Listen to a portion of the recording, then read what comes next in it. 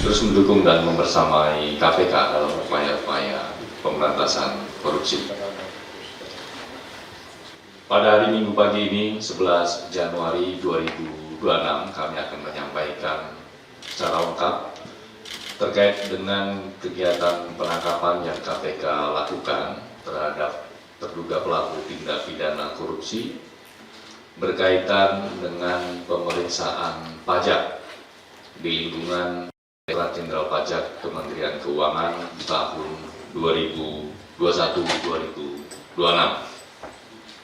Selanjutnya kepada Pak Deputi Bapak Asep Guntur Rahayu, kami silakan untuk menyampaikan secara lengkap terkait dengan kronologi konstruksi dan pihak-pihak yang ditetapkan sebagai tersangka.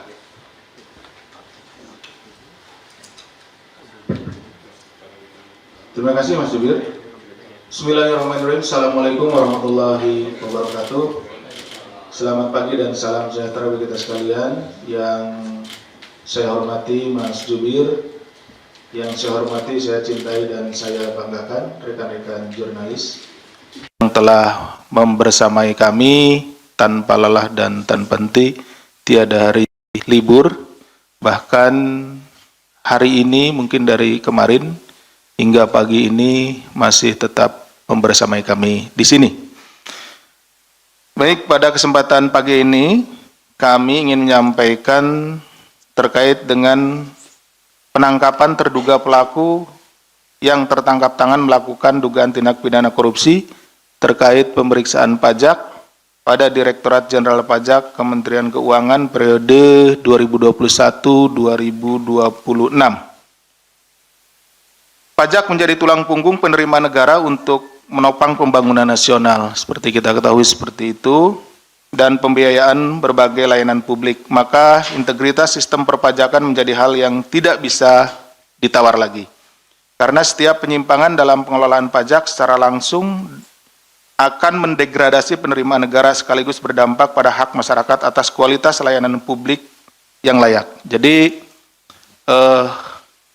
APBN, anggaran pendapatan dan belanja negara ini secara garis besar terbagi dua, yaitu pendapatannya dan belanjanya. Tidak ada dua sisi ya. Dari sisi pendapatannya salah satunya adalah dari pajak, dan ada juga penerimaan negara bukan pajak atau PNBP ya. Nah, dari sisi pajak ini seperti mungkin kalau rekan-rekan sekalian membaca bahwa Presiden Republik Indonesia Bapak Prabowo Subianto sudah menyatakan di dalam bukunya bahwa ada kebocoran, gitu ya. Ada kebocoran pada saat penerimaan ya, atau pendapatan. Nah, pendapatan ini salah satu yang bocor ini adalah di pajak seperti ini. Jadi uang masuk, sebelum masuk ini ke kas negara, kemudian bocor di sini, tidak masuk ya. Jadi dalam bukunya Paradok Indonesia itu dijelaskan salah satunya seperti itu, sehingga ini akan menjadi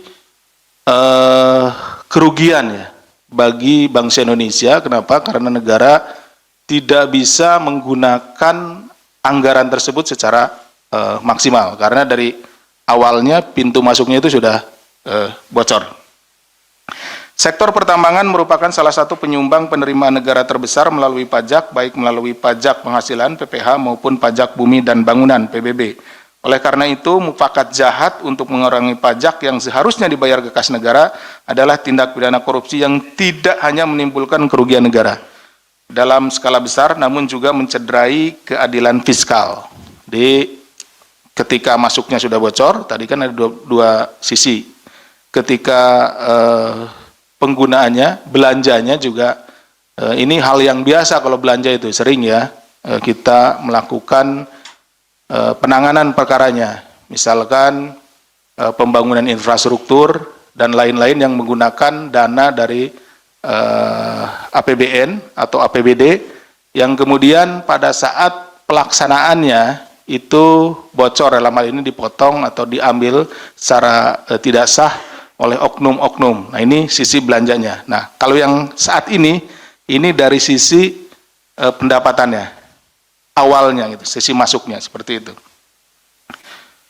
Modus-modus korupsi oleh oknum pegawai Ditjen Pajak bekerja sama dengan konsultan dengan mengurangi pajak atau kepentingan pribadi. Sudah sering kali terjadi. Celah kerawanan ini harus dilakukan perbaikan yang lebih serius agar penerimaan negara tidak bocor terus.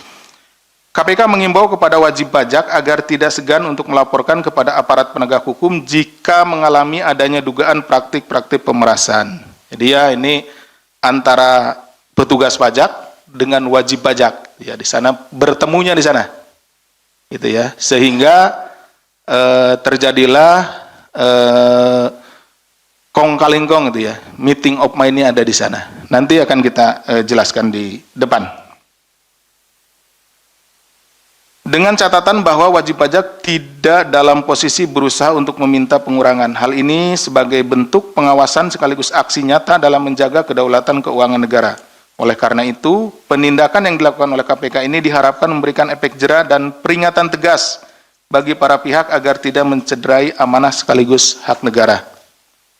Adapun kronologis perkaranya sebagai berikut. Pada hari ini, hari Minggu ya, tanggal 11 Januari 2026, KPK akan menyampaikan informasi lengkap terkait kegiatan penangkapan kepada para terduga pelaku tertangkap tangan melakukan tindak pidana korupsi terkait dengan pemeriksaan pajak di lingkungan Direktorat Jenderal Pajak, Kementerian Keuangan periode 2021-2026.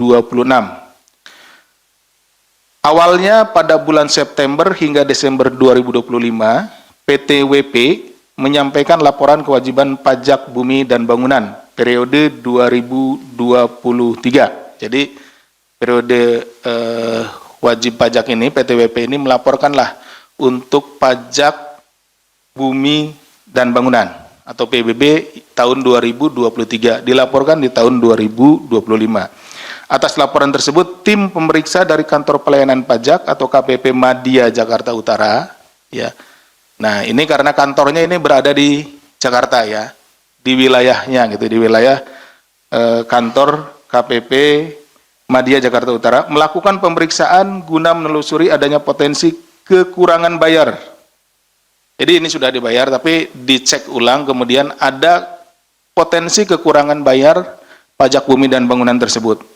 Hasilnya, terdapat temuan potensi kurang bayar sekitar 75 miliar. Jadi setelah dihitung ya oleh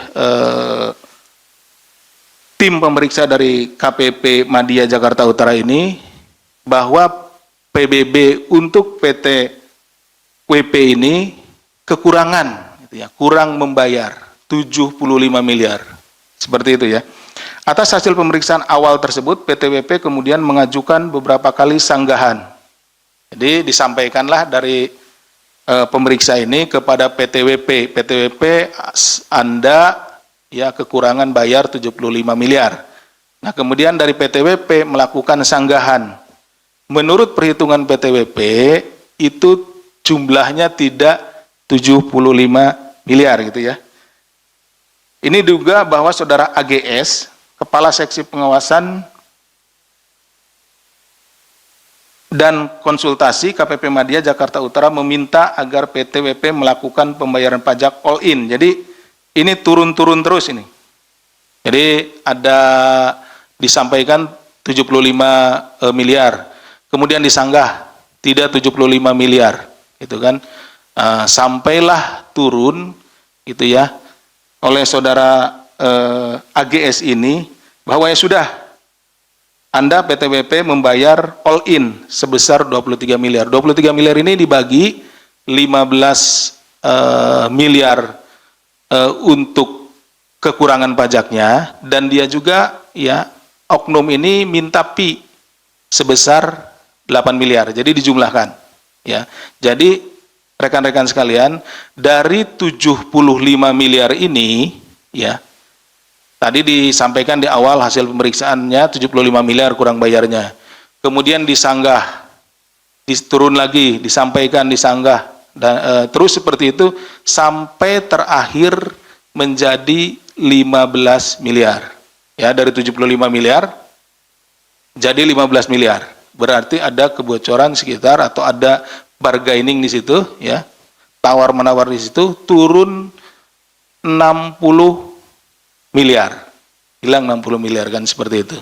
Nah, atau sekitar 80% ya. Jadi yang hilang itu sekitar 80%. 60 miliar dari 75 miliar. Nah, atas penurunan tersebut, ya, si oknum ini, AGS ini minta bagian gitu ya, minta bayaran ke PTWP ini 8 miliar. Seperti ini, ya. Jadi all in yang dimaksudkan itu bahwa dari 23 miliar, 8 miliar untuk fee, ya, saudara AGS, serta dibagikan kepada para pihak di lingkungan Dirjen Pajak. Yang 8 miliar ini yang diminta ini akan dibagikan, ya, dibagikan gitu ke para pihak di lingkungan Dirjen Pajak. Namun demikian PTWP merasa keberatan dengan permintaan itu dan hanya menyanggupi pembayaran fee-nya 4 miliar. Nah, permintaan fee-nya pun yang 8 miliar ini kemudian ditawar juga nih sama PTWP ini. Nggak sanggup dia bayar fee 8 miliar, sanggupnya hanya 4 miliar, seperti itu. Nah, kemudian pada bulan Desember 2025, setelah terjadi kesepakatan, tim pemeriksa akhirnya menerbitkan surat pemberitahuan hasil pemeriksaan SPHP dengan nilai pembayaran pajak bagi PTWP 15,7 miliar. Nah, tadi kan bargainingnya 23 miliar all in. Jadi 15 miliar untuk kekurangan pajaknya, 8 miliar permintaan fee-nya. Ya gitu, karena si oknum ini sudah nurunkan ya, dari 75 miliar turun sampai 15. Tapi akhirnya di Desember dikeluarkanlah surat pemberitahuan hasil pemeriksaannya yang isinya bahwa PTWP itu kekurangan bayar 15,7 miliar. Jadi sesuai kan, artinya ya beda sedikit lah dengan dari 15 miliar ke 15,7. Artinya memang benar dari awal ya, pemberitahuan awal 75 miliar ini kemudian secara administratif, jadi ini kan ada suratnya gitu, itu 15,7 miliar. Nilai tersebut turun ya 59,3 atau sekitar 60 miliar ya, atau tadi 18% dari nilai awal yang ditetapkan, sehingga menyebabkan pendapatan negara menjadi berkurang sangat signifikan. Harusnya kalau berpatokan kepada hasil perhitungan awal, ya potensi awal itu 75 miliar, berarti sudah hilang. Tadi seperti disampaikan sudah hilang, kehilangan negara itu sekitar 80% ya, seperti itu. Untuk memenuhi permintaan fee dari AGS pada Desember 2025, PTWP melakukan pencairan dana dengan skema kontrak fiktif jasa konsultasi keuangan dengan menggunakan perusahaan PTNBK yang dimiliki oleh saudara ABD selaku konsultan pajak. Jadi begini, perusahaan juga kan punya pembukuan. Nah, untuk mengeluarkan fee, ini kan bukan bagian dari sesuatu yang bisa dibukukan gitu. Dibukukan atau keluar bisa pertanggungjawabkan secara akuntansi. Nah, untuk itu maka dibuatlah pengeluaran fiktif di perusahaan itu. Jadi perusahaan ini, PTWP ini seolah-olah bekerja sama dengan konsultan pajak, dengan perusahaan konsultan gitu. Ya, dalam hal ini adalah PTNBK.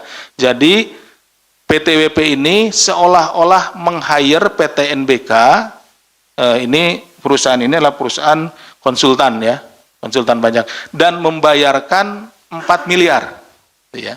Jadi keluarlah dari kasnya PTWP ini uang sebesar 4 miliar yang catatannya, ya catatan di perusahaan tersebut, di PTWP itu adalah untuk membayar kepada PT NBK untuk kepentingan konsultasi pajak, ya, konsultan pajak seperti itu. Padahal uang 4 miliar itu digunakan untuk pemberian kepada oknum, tadi saudara AGS, ya, Yang walaupun minta di awalnya adalah 8 miliar, ya, seperti itu.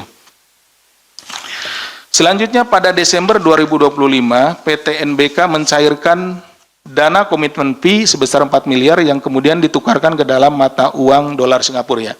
Jadi uang 4 miliar tadi dari kasnya PTWP setelah dibayarkan, ya, fiktif itu, pekerjaan fiktif ke PT NBK, kemudian di PT NBK ditarik seluruhnya, karena memang pekerjaannya kan tidak ada.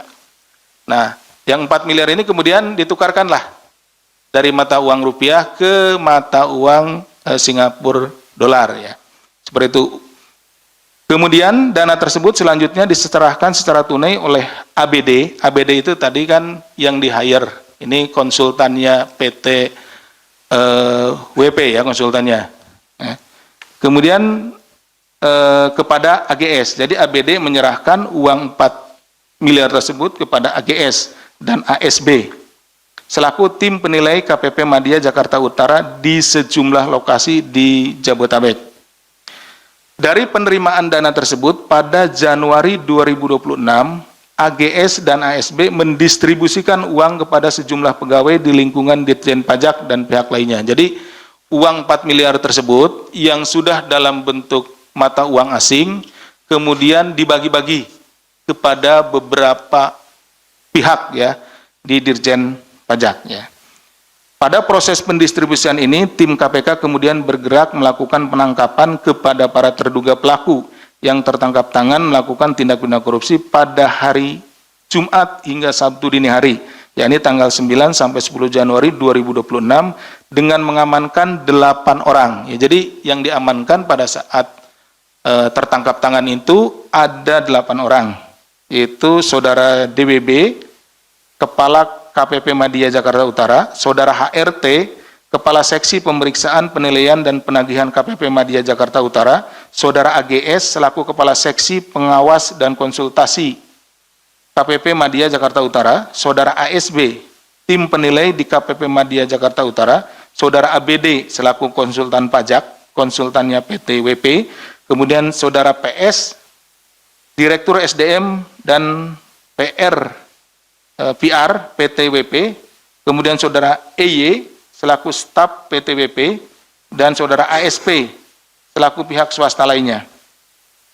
Dalam peristiwa tertangkap tangan ini, KPK juga mengamankan sejumlah barang bukti dengan total nilai 6,38 miliar dengan rincian sebagai berikut. Uang tunai sebesar 793 juta, uang rupiah ini, uang tunai dalam pecahan Singapura dolar 165.000 atau setara dengan 2,16 miliar rupiah, dan logam mulia seberat 1,3 kg atau senilai 3,42 miliar. Nah, perlu kami jelaskan di sini, tadi kan pemberiannya 4 miliar. Nah, tapi yang kita amankan sekitar 6,3 miliar. Lebih. Nah, ada pertanyaan pasti, Pak, yang diberikan yang di-deliver 4 miliar tapi ini. Nah, pada saat kami melakukan penangkapan, nah, didapat juga beberapa bukti, ya. Dalam hal ini ada logam mulia, kemudian juga uang yang lain dari para tersangka, gitu, ya. Pada saat ini masih terduga, ya, pada saat diamankan, itu yang kemudian diakui oleh para terduga tersebut memang itu juga diperoleh dari hal yang sama, gitu, ya. Hal yang sama tapi dalam waktu yang lampau. Jadi dari tempat lain. Jadi tidak hanya dari PTWP ini saja, gitu. Jadi dari beberapa wajib pajak yang lainnya. Sehingga itu juga merupakan bagian dari tindak pidana yang lain, tidak hanya ini. Jadi kami kemudian mengamankannya seperti itu.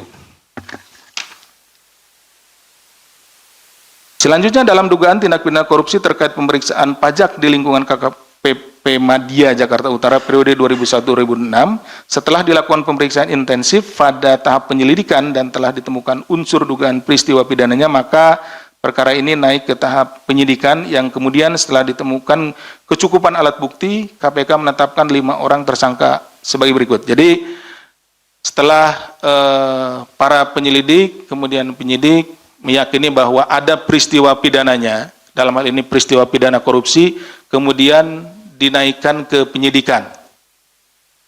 Selanjutnya terhadap tadi barang-barang yang diperoleh pada saat tertangkap tangan, kemudian dilakukan penyitaan, kemudian dilakukan pemeriksaan terhadap saksi-saksi, ini sudah penyidikan ya, pemeriksaan kepada saksi-saksi, dan berdasarkan kecukupan alat bukti, dalam hal ini ada paling tidak 2 alat bukti ya, itu kami menetapkan 5 orang tersangka. Yang pertama saudara DWB selaku Kepala KPP Madya Jakarta Utara, yang kedua saudara AGS selaku Kepala Seksi Pengawas dan Konsultasi KPP Madya Jakarta Utara, yang ketiga saudara ASB selaku tim penilai di KPP Madya Jakarta Utara, yang keempat saudara ABD selaku konsultan pajak, dan yang kelima saudara EY selaku staf PTWP. KPK selanjutnya melakukan penahanan terhadap para tersangka untuk 20 hari pertama sejak tanggal 11 hari ini sampai dengan 30 Januari 2026. Penahanan dilakukan di Rumah Tahanan Negara, Cabang Gedung Merah Putih KPK. Atas perbuatan terhadap saudara ABD dan saudara EY selaku pihak pemberi disangkakan telah melanggar ketentuan pasal 5 ayat 1 huruf A atau huruf B, pasal 13 Undang-Undang Nomor 31 Tahun 99, sebagaimana telah diubah dengan Undang-Undang Nomor 20 Tahun 2001 tentang pemberantasan tindak pidana korupsi, junto pasal 20 Undang-Undang Nomor 1 Tahun 2023 tentang Kitab Undang-Undang Hukum Pidana KUHP yang baru. Sementara terhadap saudara DWB, saudara AGS, dan saudara ASB selaku pihak penerima disangkakan telah melanggar ketentuan pasal 12 huruf A atau huruf B atau pasal 12 huruf B besar gratifikasi Undang-Undang Nomor 31 Tahun 99 tentang pemberantasan tindak pidana korupsi, sebagaimana telah diubah dengan Undang-Undang Nomor 20 Tahun 2001 tentang perubahan atas Undang-Undang Nomor 31 Tahun 99 tentang pemberantasan tindak pidana korupsi, atau pasal 606 ayat 2 Undang-Undang Nomor 1 Tahun 2026 tentang penyesuaian pidana, junto pasal 20 Undang-Undang Nomor 1 Tahun 2023 tentang Kitab Undang-Undang Hukum Pidana KUHP terbaru. Jadi rekan-rekan, karena perkara ini terjadi dalam masa transisi, terjadinya di bulan Desember. Kemudian dilakukan penangkapan, tertangkap tangannya di bulan Januari ya, setelah tanggal 2. Artinya KUHP-nya baru, KUHP-nya juga baru. Jadi ada masa transisi sehingga digunakan pasal-pasal pada undang-undang yang lama dan kemudian juga undang-undang yang baru. Selanjutnya tentunya kami dari Komisi Pemberantasan Korupsi dari Kedeputian Penindakan akan berkoordinasi dan berkomunikasi dengan Kedeputian Pencegahan untuk melakukan pencegahan dan juga perbaikan sistem pada KPP Madya di Jakarta Utara, dan akan berkomunikasi dengan Dirjen Pajak pada khususnya. Demikian yang bisa kami sampaikan. Terima kasih. Assalamualaikum warahmatullahi wabarakatuh. Saya kembalikan ke Pak Jubir. Waalaikumsalam. Baik, terima kasih Pak Deputi yang telah menjelaskan secara lengkap terkait dengan penangkapan para terduga pelaku tindak pidana korupsi berkaitan dengan pemeriksaan pajak di lingkungan Direktorat Jenderal Pajak Kementerian Keuangan, di mana KPK kemudian menetapkan 5 orang sebagai tersangka, yaitu saudara DWB selaku Kepala KPP Madya Jakarta Utara, AGS selaku Kepala Seksi Pengawasan dan Konsultasi atau Waskon KPP Madya Jakarta Utara, saudara ASB selaku tim penilai di KPP Madya Jakarta Utara, saudara ABD selaku konsultan pajak, dan juga saudara EY selaku staf PTWP. Yang selanjutnya kepada para tersangka dilakukan penahanan untuk 20 hari ke depan, mulai hari ini 11 Januari hingga tanggal 30 Januari 2026. Baik teman-teman media, sebelum kita masuk ke dalam sesi tanya jawab, kami akan menampilkan barang bukti yang disita dalam kegiatan tertangkap tangan ini.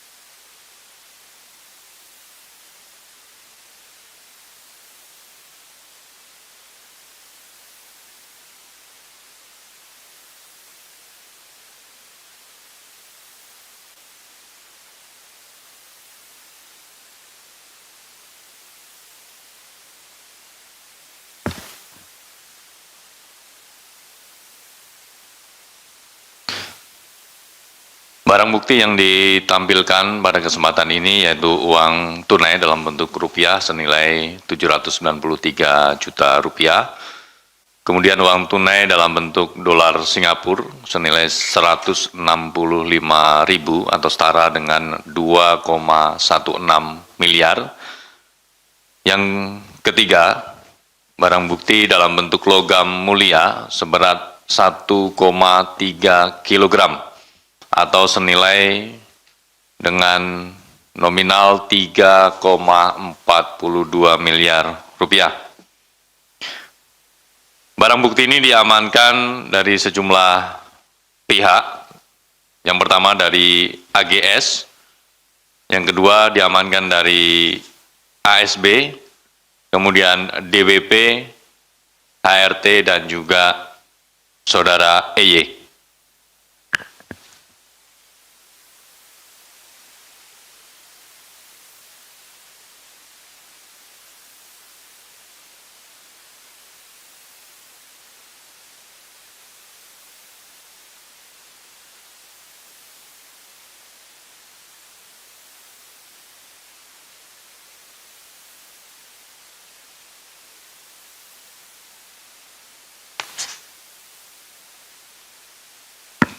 Selain barang bukti dalam bentuk uang tunai dan juga logam mulia, tim juga mengamankan sejumlah barang bukti dalam bentuk BBE atau barang bukti elektronik. Tentu nanti akan dilakukan ekstraksi untuk melihat informasi-informasi yang ada di dalamnya.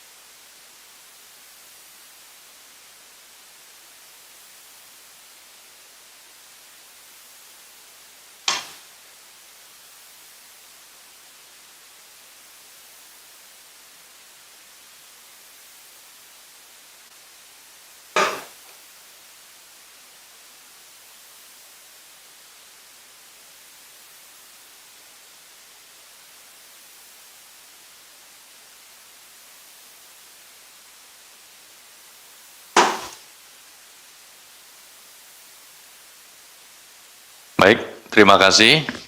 Selanjutnya kita akan buka sesi tanya jawab. Kami persilakan sesi pertama terkait dengan perkara ini.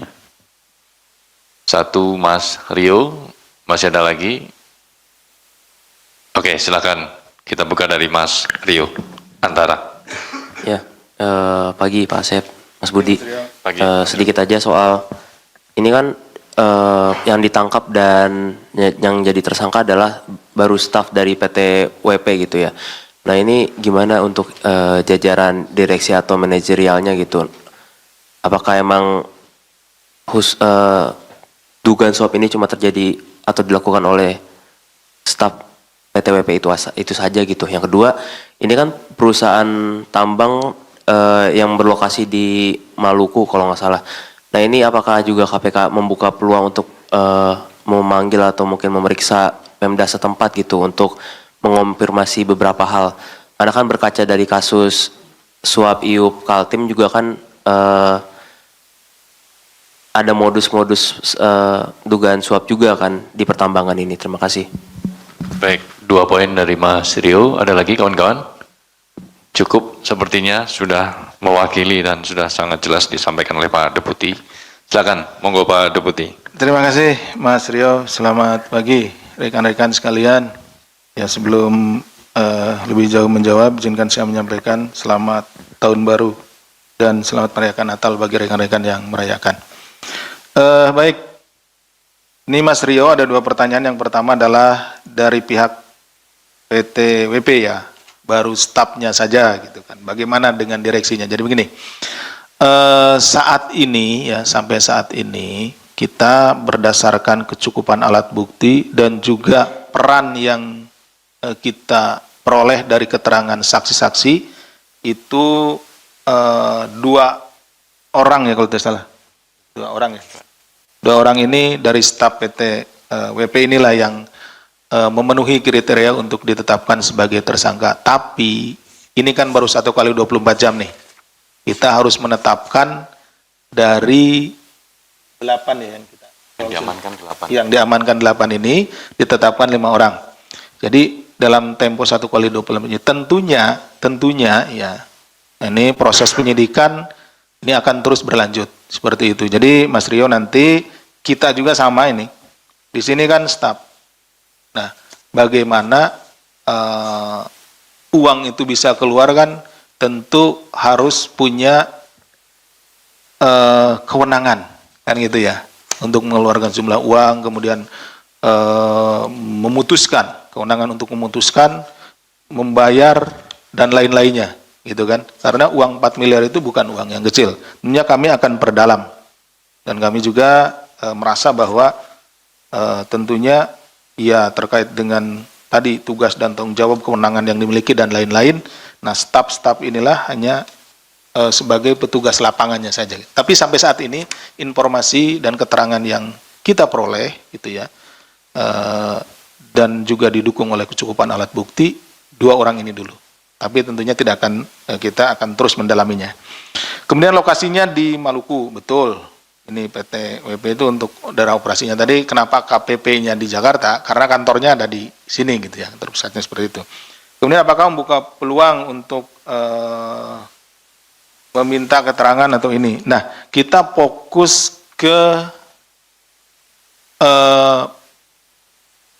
tindak pidana korupsi terkait dengan masalah pajaknya. Jadi di sini, ya kejadiannya di sini, lokusnya di Jakarta, kemudian juga peristiwa tindak pidana korupsinya itu penyuapan sejauh ini. Tapi tentunya di dalam penyidikan, ya apabila ditemukan tindak pidana lain atau perkara tindak pidana korupsi lain, ya yang menyangkut pihak yang di sininya para pihak baik dari DJP Dirjen Pajak maupun juga dari PTWP tentu kita akan dalami. Demikian Mas Rio, terima kasih. Baik, terima kasih Pak Deputi yang telah menjelaskan pertanyaan dari Mas Rio Antara. Kami buka lagi jika masih ada pertanyaan. Silakan Mas Metro TV. Mohon namanya Mas. Perkenalkan aku Joy dari Metro TV. Mas Jo ya. Mau Mas Jo nih mirip sama ini, yang ini Jo juga di depan. Ya agak beda. Jo siapa yang belakang nih? baik Oke, Pak, Mas Jo. mau bertanya dalam kasus ini apakah akan menggunakan KUHP yang baru dan jika iya berarti penegasan aja Pak, berarti untuk pihak swastanya juga akan ditindak ya Pak sesuai dengan KUHP yang baru.